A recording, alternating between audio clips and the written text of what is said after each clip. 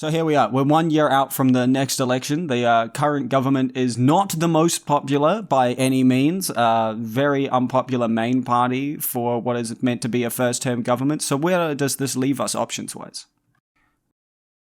All right, so the first option is obviously the current government. National is losing votes, it's losing poll numbers, but not necessarily to Labour. A lot of it's being taken by its two coalition partners. And in that context, yes, it's not great for them that they're losing those votes, but it does mean that they'll still be in power in the end of the day. What we're likely to see is ACT likely won't gain too many more seats, if any at all. New Zealand First will likely push for, anti-establishment ideas. They'll say, we'd love to be able to govern without ACT. That's probably going to be their mantra. But I think realistically, all three parties are expecting if they're in government, again, they're going to be together. With some minor exceptions of potentially New Zealand First and ACT swapping as the second biggest party, but obviously National will still be the biggest. Alright, so with the right-wing parties, there's only one real other arrangement that they can be reasonably set with, and that is if New Zealand First makes a big push and ends up with at least 50% or higher more votes than ACT does. Winston Peters, in a situation of a strong amount of disparity between New Zealand First and ACT, would likely push for a national New Zealand First only coalition with ACT as the supplying confidence. I know Winston would leverage this because it's in his nature to think doing that is the right thing because democracy. You can see it, you can hear it right now. A government of that kind would be a little less aggressive on the workers' rights, but a little more aggressive on the social issues. Pick your poison. That's basically the only shot that they have of forming some kind of different arrangement between that group.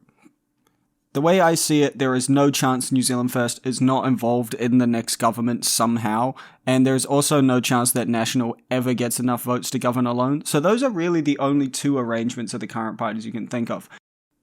Alright, so the left-wing bloc's in a bit of a weird position because a lot of Labour voters won't vote for Labour knowing that Te Pāti Māori will be in the coalition agreement. Supplying confidence is one thing, but we understand now, as a result of now us fully understanding and utilizing MMP, that's going to be very hard to be like, no, actually, we don't want you in cabinet. So, obviously, this is still an option. Anyone who votes Greens is okay with this. Anyone who votes Te Pāti Māori is okay with this. A good amount of Labour voters are okay with this.